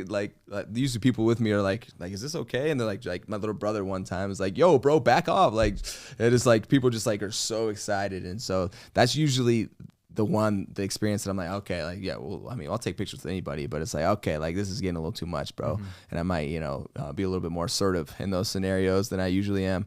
But as far as like crazy fan experiences, for the most part, people are cool. Almost too cool like that, where it's like, yes, I know, I want to take a picture. I'm excited. You're excited about it. Me too. So, but yeah, that's the one thing, and especially like there's so many different communities to tap into, right? You have the Chargers community and fantasy football. I don't know if you guys ever played or like do sports betting or stuff like that. It's huge, right? It's massive. And so that's what's continued to make the NFL grow, right? Because you got people that don't even watch, or aren't even Charger fans, but they got Austin on their team, so now they're watching the Charger games, right? So that's more viewers, across the entire globe, right? I did a podcast for some people in Indonesia that were fans, and they were in one of my charity fantasy leagues, and they wanted me to come on their podcast, and I was like, yeah, absolutely, I'll come on your podcast. But it's just global, right? I do streams. I have people from Iceland that watch and tune in and stuff like that, so it's pretty cool. Do you, or have you ever fangirled being on the same field as someone else? Ooh, so I'm gonna say no, just because I never watched the NFL growing up, so I didn't like look up to these guys. I never watched the NFL until about after my junior year of college, when I was like, oh, you might have an opportunity to watch this and play this. But it was funny. The first time I ever saw Phillip Rivers, who was my quarterback at the time, back in when they were in San Diego and we just moved to LA. He had like nine like people out there talking to him and stuff like that. And I thought he was like doing a meet and greet. And come to find out, those were all of his kids. The dude has 9 kids, and so I thought that was hilarious. And it was kind of like a wake up call, like, oh, like these are actual grown men with real families here. I'm 21 coming into the league. Gosh. This guy's 30 something, right, with 9 kids, and it was just like, oh, okay, this is a real like business with grown people that are doing things out in the real world too. So that was pretty funny, but no real like fangirl moments. And when you're on the field, how much of your mind is there in the game versus how much of your mind is thinking about the past or the future, or just like other random stuff that might be passing? Wow, you have to lock in so hard that like you can't think about anything else, because it's just blinders, literally blinders. You have to focus on what you're doing or you will get hurt. Like I realize, especially the O-line, if they miss somebody, if they don't block somebody, he's drilling me. Right. And it's like, that's literally my livelihood out there on the field. I rely on these guys being locked in. And it's the same for me. If I'm not locked in, I misstep, I go the wrong direction, I'm getting pile drive by a 300-pound dude, right, into the ground. And it's not soft, right? It's on turf most of the time. So no, your livelihood depends on you being locked in. So at that level, you don't have time to be right second guessing and things like that. How do you get your mind right though? Let's just say you have like a bad day, maybe you get in an argument or something like that, and like your mind's not in the right place. How do you lock in like that? Man, how do I lock in? I don't know. It's one of those things where you show up, and when it's game day, there's really nothing that matters. Like you stay at the hotel the night before to kind of get away from everything, kind of just reset. It's just all football. You're all around your guys, so it kind of helps you get into just a mode where you're just getting ready for this game, right? So everything's preparing up to the game, all the meetings, all the final adjustments, right? Going over the things for the 5th time of the week, right? Everything's just focused on just hyper focusing on the game. And so really it's hard to get distracted, I feel like, if you're doing the right things. If you're getting distracted, then you're probably right. You're probably not doing the right things. You're probably not going to be playing very long if you're able to get distracted on game days, because that's, for us in our career, in our profession, like that's the ultimate test, right? You know, and that's how you're going to get paid, is what you do on game day, right? And so if you're not locked in, if you're not paying attention, making sure you're doing the right thing, you're probably going to lose some opportunities. And guess what? Those college kids, they're coming. You know? Yeah. How do you get over the fear of potentially getting hurt? Like, I'd be terrified of getting on the field and just knowing that, like, all these people are chasing me. Right. Just knock me down. So, really, it comes down to your intentions, you know? And especially in my position, you got to run through somebody. Like, I'm not taking any hits. I'm hitting you. You know, you're not hitting me, right? So it's really fight energy with energy. Like especially in my spot where I have the ball in my hands most of the time, you're not touching me. And if you are, you're going to feel me. Right. And so it comes down to having the intent and running with that. And so that you have to, like, these guys are actually trying to rip your head off. They want to hurt you. Like because you're one of these team's best players. They want you out of the game. Right. They're trying to take you out. And so how do you not get taken out? Well, you try to take them out by hitting them. Right. And so that's the intensity what it comes to, in the trenches. So it's why I love it, because it just fits my mindset and what I've been growing through and what I've been through. So it's been great. So do people rarely ever pull their hits? Like, if they're coming after you, you have the ball, and they're coming from an angle that could maybe be kind of dangerous for you, they will not pull their hit. It's just all in. No, you take this dude out. 100%. Yeah, that's what gets people hyped. If you do that, especially in front of your sideline erupts, going crazy. Whoa, right? Everyone's juiced, right? Because you just smoked this dude, you know? And so, on your sideline happens, you're like, oh. Now, but how do you do that if the guy's like 300 pounds, 6'4", like, how do you go up against So that? for me, it's different. Yeah. I'm trying not to get tackled, right? But if it comes down to it, look, I got leverage. I'm probably gonna get lower than you, and so we're gonna see how it plays out. And I'm pretty strong too. So people underestimate me. They try to throw their body at me, throw shoulders. I'm gonna bounce right off of that. I'm running through that. And so sometimes you get got, for sure. I've been destroyed a couple times. I remember we played in Denver this last year. Whole stadium heard that one. Everyone, ooh, yeah. Because I came through, I actually didn't see a guy, and my right tackle kind of like tripped going up to him. And so I see daylight, and this guy, he's on the right side. He's supposed to be getting blocked. He's not, and he's coming from my blind spot and just straight right underneath my pad. Whack. And just straight to the ground. And like I said, it's football. Sometimes you get them, sometimes you get got. Just get them more than you get got. Now, when you wear the helmet, how much do you not see in that? I mean, you can pretty much see out of your whole entire peripherals. Like it comes back far enough where you can see, and so you don't even really notice it when it's on. Yeah. Just out of curiosity, who was that guy that hit you right there? Josie Jewell. So we can find Denver. the clip. You can find the We'll clip. find the clip. You Yeah, can we find can the find clip. the Whack. Okay. Yeah. Josie Jewell, Gosh. Denver. He's been there for a minute. We play against each other twice a year because we're in the same division. So. Are you guys cool after that, or how? Like, what happens afterwards? Yeah, like I mean, we'll dab it up afterwards. Like, really, the NFLPA, like our Players Association, we're all like a brotherhood. Like, we all need each other. And so, like after the games, like the fans, right? For them, it's like, oh, these are arch rivals. Like, we hate them, but it's like for us, sure, we're trying to kill each other for 3 hours, but then after, I'm like, hey, how's your family? Like, how's everything going? Like, I hope everything's well, because we switch teams a lot too, right? So you be on different teams. These might be your teammates, right? We're all in this together. So you couldn't like hold a grudge against this guy. You definitely could. Yeah. There's definitely personal beefs, but it's more like individuals that don't like each other. How often does that affect the game? Like I sometimes see on hockey, like two guys, Oh, that yeah. kinda, like not really, get along. Yeah, well, and they get a but fight. That's but They sick. go I think that's after sick. each other. Yeah, They'll yeah, be yeah. like, I'm gonna get this guy. Yeah. The whole game, they kind of like. Does that happen? Yeah, it'll happen, but Yeah. the NFL, they're stingy. They're stingy. They're really fine happy. Sure. So if you want to pay a lot of fines, donate a lot of money to charity unwillingly, then sure. But like for instance, like personal fouls, it's like a $20,000 fine. So you're giving up. If you're especially on minimum, you're playing for free that game. And what would constitute a personal fine? Like fighting or like, if you're fighting, I mean roughing the passer. Like if you hold on to someone's face mask. Have you ever been fined? I have been fined. I was fined for lowering the helmet. what does that mean? You like pulling Yeah, it down? no. So I was running with the ball, and someone was coming to tackle me, and you're not allowed to lead with the top of your head. And I led with the top of my head, which I did. That's why I got fined. And so I got fined $20,000, and then I went and appealed it, and I think I got it dropped a quarter. So I ended up paying like, I don't know, 17, 15, 16 something. $16,000. Does that go to the NFL or like to charity? So the NFL has a collection bucket that they get, and they decide where it goes. And so, we don't really like that as players. It's like, so you're taking our money and then using it as a write-off when we could be taking it as a write-off. But it's a fine, so we don't think about that. I think it's a good idea, Joe. We should do fines like that. You should do fines. Start doing fines. That's Watch out, Alex. They're gonna start fining every you. minute the video doesn't post by 9 a.m. we get penalty. Fine. We're gonna take your money and we're gonna donate it for you. Yeah. Gosh. So you're on your 4th year of the contract. Can you talk about like maybe what's next? Yeah. Or, like what the process is like? So actually, it's kind of like a hot topic right now.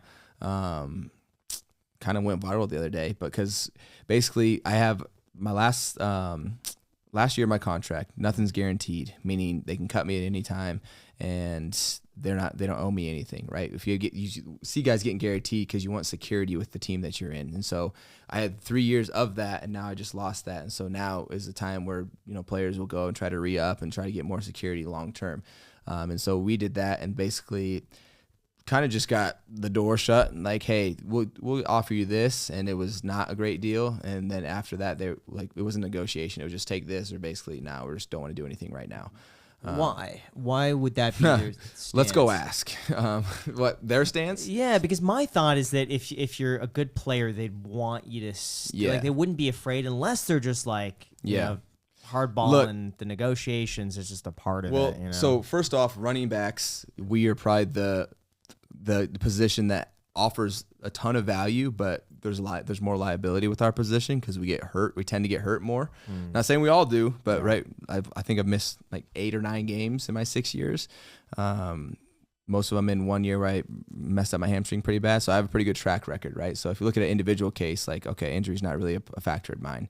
As far as my stats, as far as my contribution to the team, I've led the NFL in touchdowns for the past 2 years. No one scored more than me as far as scrimmage yards. That's like excluding like quarterbacks. And so it's like, okay, I have the peak, right, efficiency and peak production out there. And so for me, I don't know if it's because I'm 27. I don't know what is going on, but I'm like for me, I don't know why they don't see me in a long-term position. So when they immediately is like, hey, we don't want to talk any extensions anymore, then we immediately ask for a trade. Okay, let's go find someone else so we can maybe go out there and find someone that might be a longer-term partner. And so that's kind of where we're at right now. We're still doing the dance with teams, trying to see where there's value, stuff like that, see if there's a good fit. Yeah. But, you know, if I do have to play this last year with the Chargers, then I'll be a free agent after that. And then I do have a little bit more reign as far as going to find a place to get a long-term contract. Got it. So their contract they offered you was for another few years, just not at Was for 1 year, yeah. Oh, it was only for 1 year. One. So, yeah, with no guaranteed in the second year. So it was like... Can you say what they offered? Or it's probably not a good idea. Nah, yeah, I shouldn't talk about it just yet anyway. Yeah. But yeah, so it just wasn't the length that we wanted as far as what I'm still willing to be out here doing, right? Yeah. So wasn't as enticing. So that's why we, like I said, asked for a trade. And so if you don't accept, then you play a year. Correct. So and then after that you could renegotiate. Correct. But then you're not tied to them. So like the downside is that like you might not have the same leverage as now? Correct. Okay, correct. got So basically, okay, let's play on this last year, right? I think I'll make like 6.25. I would have made like 5 something if I didn't hit a bonus, but I've hit my bonus every single year besides the year I got hurt. And so 6.25 this year, not guaranteed. They're probably not going to cut me. If they do, then I'm a free agent and I can go anywhere, which would actually help my scenario. Basically, they're getting a big discount on me right now. They're getting a huge discount. And so they want to leverage that, right? They made a good deal. They bet on me. They won. And so now we played for them for 3 years. And this 4th year, I was trying to re-up and get back to my market value. Got it. And so I'll play for them for this last year. If nothing happens, I'm a free agent. And then I can go negotiate with other teams. There is a weird scenario where they actually can franchise tag me, which basically sticks me in a 1-year deal. That I would have to play for them, but they have to pay me it's like the average of the top like 5 or 6 salaries in the position. Now, how much of an advantage is it to stay on the same team versus transferring? Like, isn't it easier to be with the same team because you know the people already? It's in a well-known city. Like, what value do you usually associate with that, or does it matter? It's really outside of football value. Sure. You know, as far as inside football, really, there's no huge benefit of staying there. There's things that you can do, like if you're trying to break records in the franchise, things like that. Well, obviously, if you're in a different team, you can't do that. But as far as like, I'm on my 2nd head coach there, right? On our third or 4th offensive coordinator. And so people move in and out all the time. So it would be like just doing the same thing, but now you're doing it on a different team. Like you're used to change, you're used to new learning, stuff like that. And so it really comes, like I said, is the outside, like just building a community around stuff, building relationships with ownership, stuff like that, right? And so things like that I really value. Like I love being with the Chargers. I love the people out there. I love being in LA and the place that I'm at. And so I would want to stay there for the rest of my career. But if we had to go somewhere else, I'm gone instantly. If that's what it comes down play to. With the Vegas team. I could play with the Vegas team. That would be yeah, fun. yeah. I could. You know, a couple years, you never know. You really never know. So it's fun. It really is. But for the most part, look, I'll have another opportunity to get out there and strap it up and, you know, continue to play at a high level. Do you think one of the reasons why you've faced so much apprehension throughout your career is because of your size? Probably. You think so? Probably. Because it seems like even through the scouting process, through college, how you couldn't find D1 even though you killed it in the high school. Yeah. Like, do you would attribute most of that just to based off of like what people, they look at you and they come to some sort of conclusion. But of course you've blown away their initial judgment with statistics and with proof of action, right? I have actionable things of that you can look at and be like, oh yeah, like sure he's small, but this is the output we're getting from him, right? Which is top of the line as far as if you look at the actual numbers. And so when you're making the generalizations about, you know, Austin, and you see him for the first time ever have no background, don't know nothing about this kid. He's a 5'8" kid, you know, from a Division II school. It's a lot of odds going against him that he's probably going to pan out because most guys in my situation get cut. They don't even make the 53, right? Like 90%, maybe even more. And so for the most part, like they had every right to make that generalization about me. But now it's like, now you can't. And I still think people overlook, which makes sense, but people overlook the things you can't measure because the only things you really can talk about and the things that you can compare against other people are what you can measure. But the thing is, like, how have I been able to get to this point in my life with what I'm dealing with my resources, with who I am, right? This 5'8" kid, weight 195. It's like, it's the things, it comes down to my mindset. It comes down to how I'm able to apply myself, how I become obsessed, and how I continue to push and make sure that I'm so efficient, right? It's not like I'm not leading the categories of everything, right? So I'm not the best player ever, but guess what? I'm really high in efficiency, right? Scoring touchdowns, moving forward, taking care of the ball, right? I get it done where you're wanting things to get done. And so that's where I've been able to do that, and I've getting more, right? They'll put more on my plate. And so that's why right now I'm kind of like confused, right, with the Chargers. Like, why would you not want me around more? And I get it. Like, we're gonna have to pay our quarterback $50 million a year.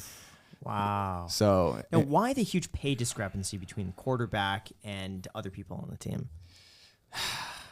Man, quarterbacks are what, are the face of the league. Yeah. They drive the fans, probably driving a lot of the money. It's almost like the front man of like a band. It's like like the band might be 5 people, but the singer is the one that usually gets all the attention. It's the face. Yeah. It's the face, As far as their contribution, yes, they do make a bigger contribution. Is it what the pay gap is? Maybe even more. I don't know. Because when you look at the fans, you look at the stands, what are the jerseys you're going to see? You're going to see the quarterbacks, right?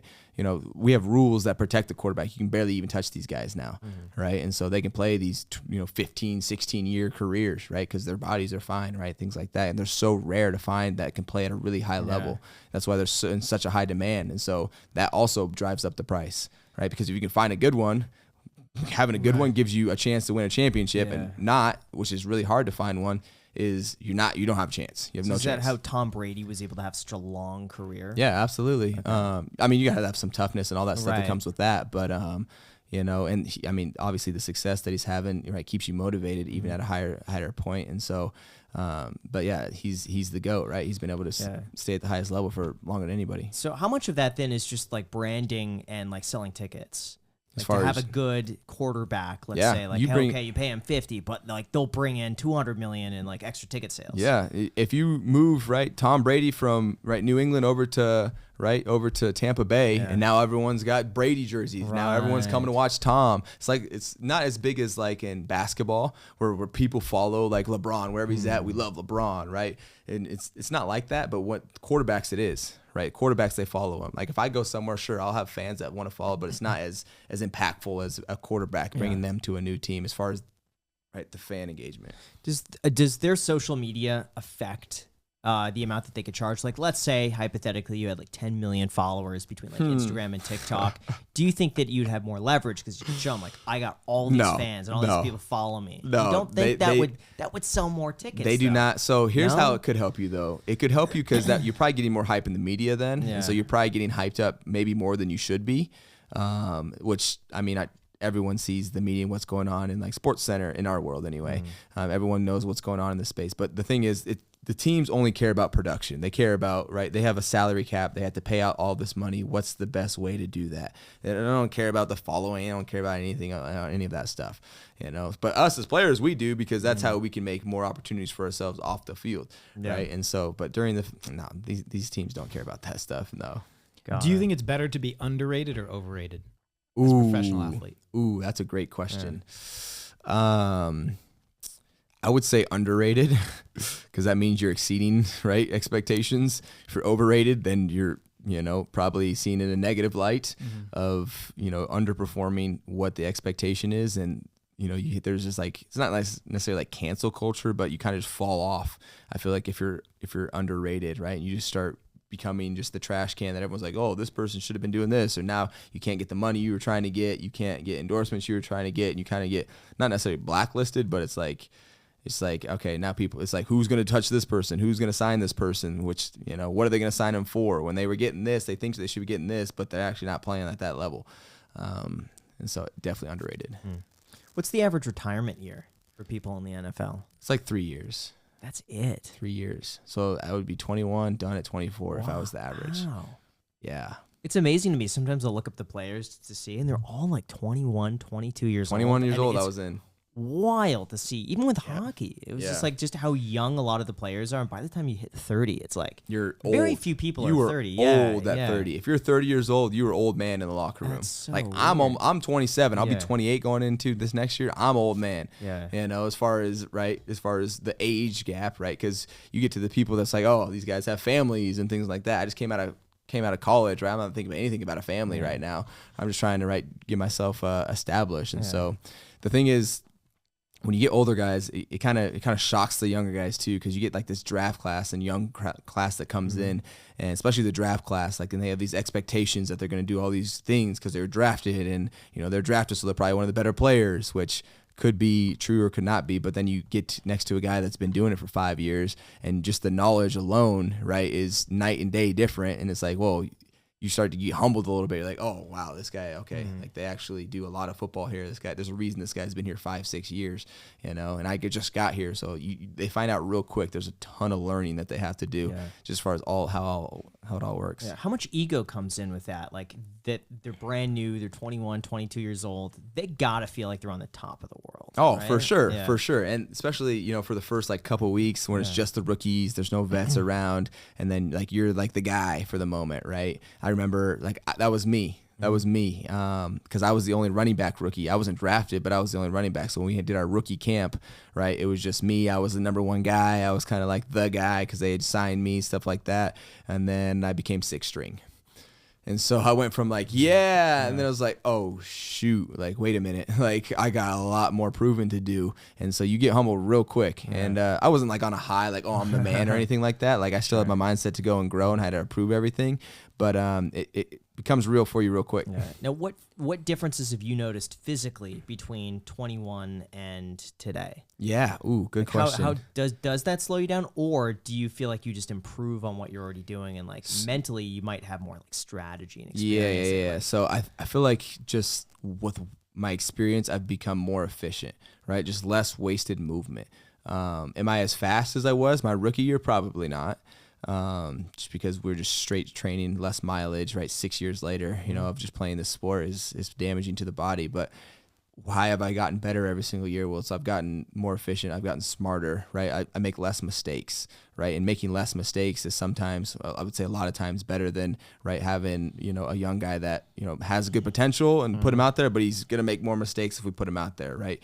That's one of the biggest things that you can get on the field is making sure that you make the least amount of mistakes, right? Because coach has to be able to trust, because we're the last line of defense for the guy standing next to us who's a quarterback, right? It's like O-line, and then it's us that we're blocking for this guy if we're throwing the ball. For running the ball, it's just on you. You got to make sure you're doing the right things, and that's why I think I've gotten better too, is just being efficient, right? And so I think you can see that in society too, where it's like you get young people that, right, and they should be, I feel like, right, be just like more energetic, right, going out and trying new things, doing that stuff. But, right, you're learning, you're touching the stove here, ow, and then, okay, let me try this, right? And then you start to get more efficient, you start to get smarter, you start to connect more, so you start to be able to get more progress done because you're doing it in a way that's efficient and actually makes progress. And so me in my career right now, I've been playing 6 years. I feel like the reason I'm able to stay at the top of my game, even though I'm 27, which, like I said, I still have a whole, I think another decade. We'll take it year by year, but it's because I'm efficient. Yeah. Right. I know what to do. I'm in the right spot, the right time. I pick up the right people. Right. I make the right steps, and get it done. What does a average day look like in a home game for you?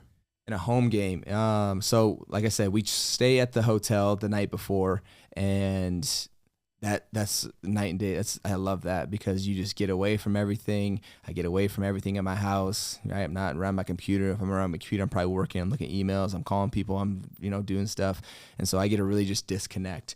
So we'll show up the night before. We have like a team meeting at 7 that night before, and then just hanging out watching like the Sunday night football game or never mind. There's no Sunday night football. The college games on Saturday, watching those wrap up, and then go to bed, wake up, and then. What time you usually go to bed? What time you wake up?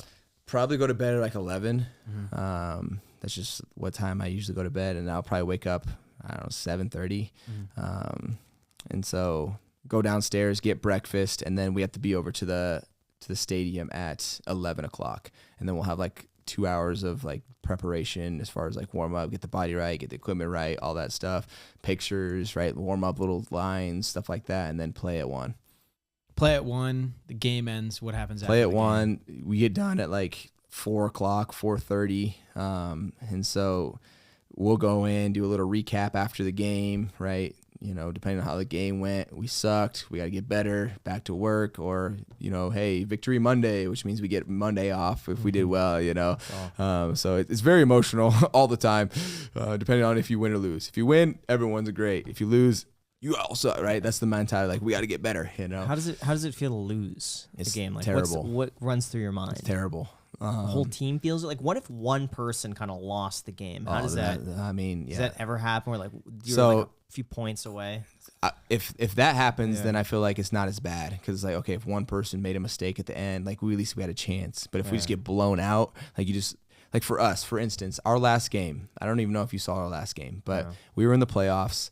We were playing Jacksonville Jaguars. We were up 27-0. Wow. We were up 27-0, and we lost the game. What happened? I wish I could tell you. Well, we had all the momentum going into the first half. We're up 27-0. I think they scored like a 3-pointer, or they kick a field goal at the end. So it was like 27-3 coming out of halftime.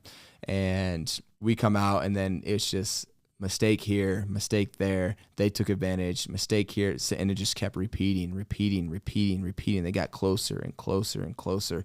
And then we basically lost our consistency. We lost our flow. We made way too many mistakes in the second half that we didn't make in the first half, and we ended up losing the game. Yeah. And so after that, just the feeling is you feel like there's something missing within you, because we put so much effort into this every week. And then it's not just us that depends on us winning, right? Like, especially me, when I'm holding the ball, it's not just me that depends on me holding the ball, right? It's all my teammates. It's all the coaches that have been preparing. It's our ownership, right? That runs the organization, keeps us going. It's all of our fans, all my fantasy owners, right? There's so many people that rely on me doing good things with that ball. And so when you don't, it's a hole within you that you feel like something's lost from you. And it takes you days. Well, it takes me days to try to feel that, and where I can actually feel like, okay, I can start moving forward again. And so I take it personally, mainly for myself, but I do know that, you know, there's a lot of things riding on my shoulders for other people. Do you feel like maybe sometimes in the beginning when you have such a big lead, you get complacent? For sure. And it's like, that happens, no, yeah. It's human nature. Take it easy. Oh, we got plenty of wiggle room now. Human nature. Yeah. Do you believe in momentum in games? Yes.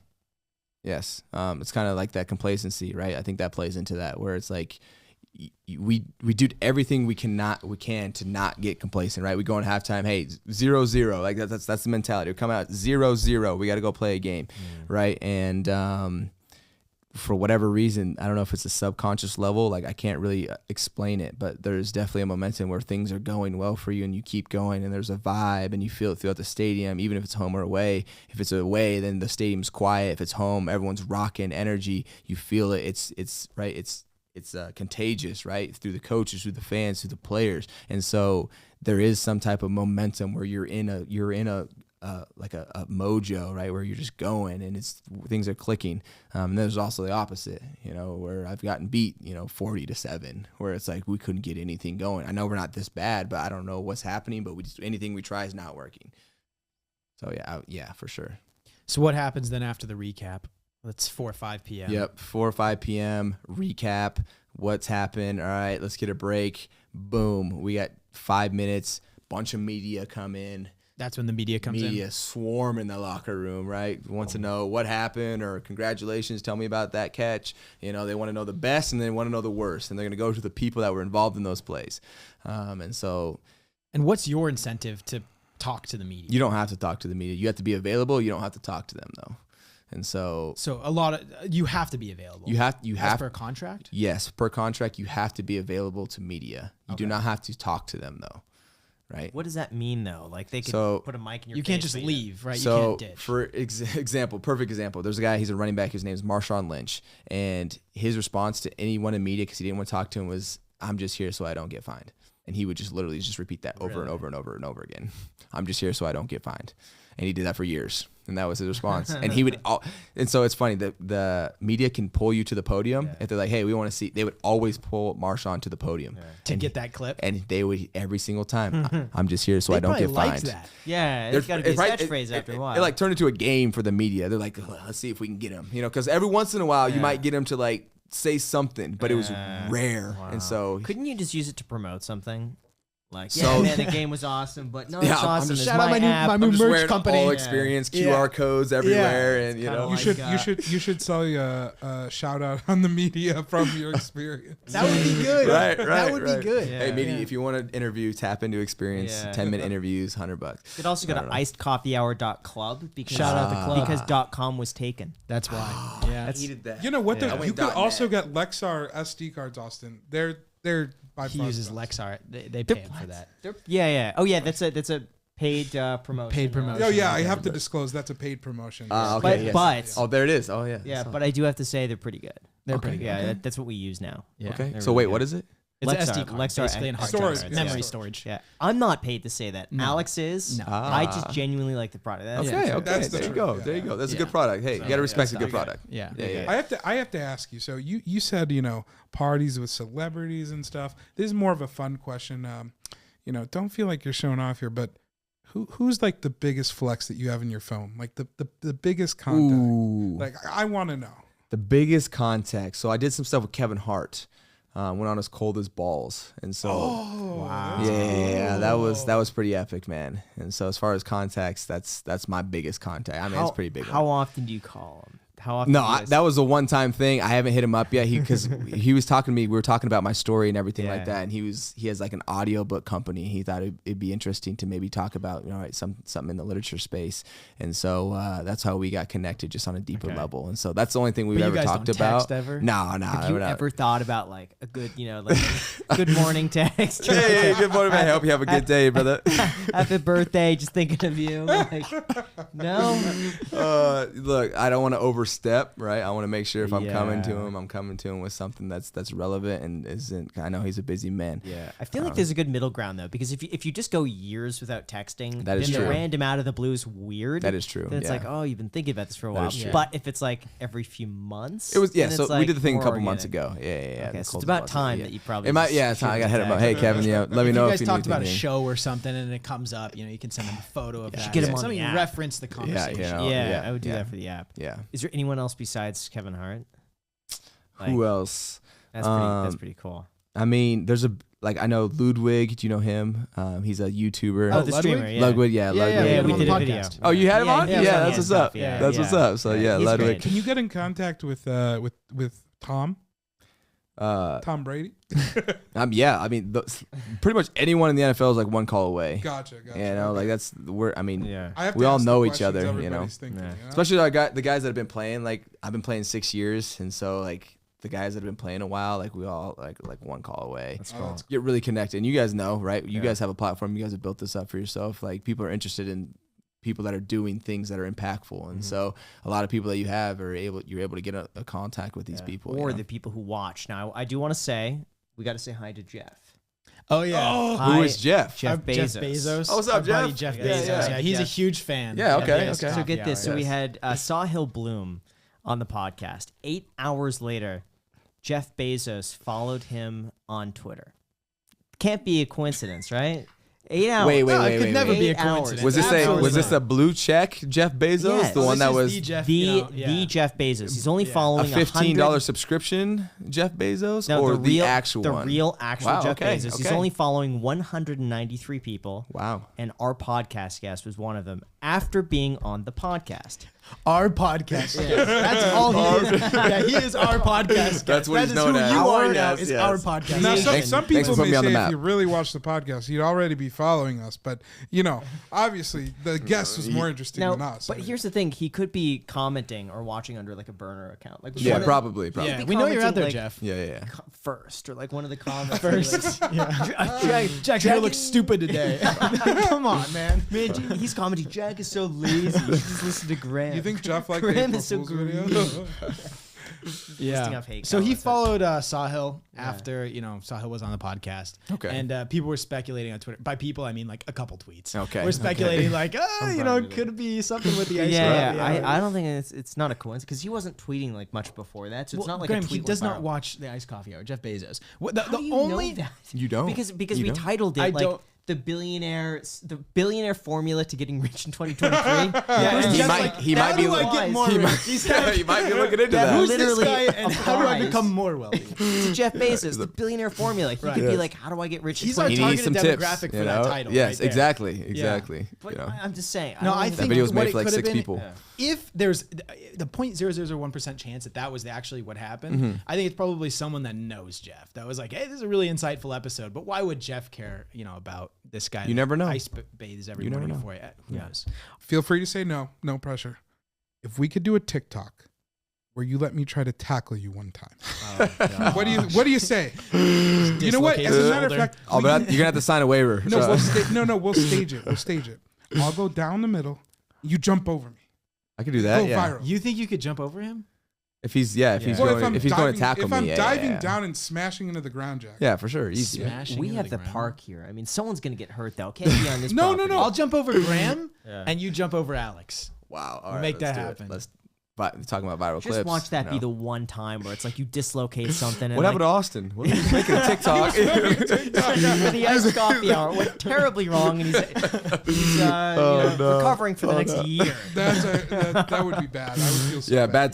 bad timing on that one, especially. You yeah. must have insurance on like a lot of these. Well, things, so- right? Like, how does that work? For us in the NFL, yeah, we come with a lot of injuries, so yeah, our insurance is pretty good. Yeah, but can it be insurance that covers like loss of wages if it's like you dislocate So, something? Does that work like that or no? You can get insurance to, yes, cover loss of wages, but not necessarily for non-football injuries. Right. So this would So we just need to get a phone So- football or something. Basically, we're a giant liability during the off season. Oh yeah, my yeah, gosh. to ourselves even. Because if you get hurt, like we had a guy. It was either last year or 2 years ago. I think he was one of the center or like a guard for a team and tore his Achilles, and his team, they didn't pay him his $10 million salary. Oh my god. Non-football injury. So- Because he was training. Wow. He was training for football, but just at a different facility. He wasn't. If you train at the actual team's facility, then you're within the liability. Then it's a football activity. But since we're outside the facility, yeah. So do you not, like if your buddies are like, hey, let's go play some basketball. You're No, like, I'm not I'll playing pass. basketball. There's a lot of guys that play basketball, do stuff like that. You will not play tennis, no pickleball, Nah, ping nah. pong maybe. it's not worth it. No, man, because make 6.2 million, right? Be healthy, get to that, right? Or risk, right? Going too hard, it's not like I'm not doing anything. Right, Like if- you'll do it at the facility because it's insured there. I'm just saying, if it's like in moderation and we're not going like exerting like 100% effort and all that stuff, then yeah, I'll do it. Do some things. I'll go do some boat sports, like where we're doing like that surfing behind the boat and stuff like that. Oh, Have you wake ever done? surfing? Yeah, Yeah, wake yeah. surfing. Yeah. So like, there's stuff, but I'm not doing anything like extreme or anything. There's guys that play basketball though. Just me, I'm just like, I'm good. I'm good. Yeah, I'd be the same way. I just Yeah, wouldn't it's wanna not risk worth it, man. If the only thing I really risk is the actual training, right? Like that's where I put the most risk, but I have to because I have to be in shape. Yeah. Yeah. The juice is not worth the squeeze, Jack. As Graham says, that's his favorite saying. that's the of new all saying. time. Every episode, I gotta say that one time. There you go. Check that box. There it is. Yeah. There it is. So Cool. thank you so much for coming on, Thank you, man. Austin. This Yeah, has been appreciate it. incredible. Appreciate You're a it. Great guest. Thank you. Appreciate it. Hey, anytime, boys. Anytime. For sure. Thanks. I'll link to all of your info in the description, by the way. And if you want to Check me out on Instagram. That's also in the you description. can find me on the app. Okay? Also, I'll the be on Ice the app Coffee There Hour you go. dot club Pay for is something. down there as well. So because join .com that. was taken. So thank you guys. So- Until next time. All right. Okay. Do you say because .com was taken every time?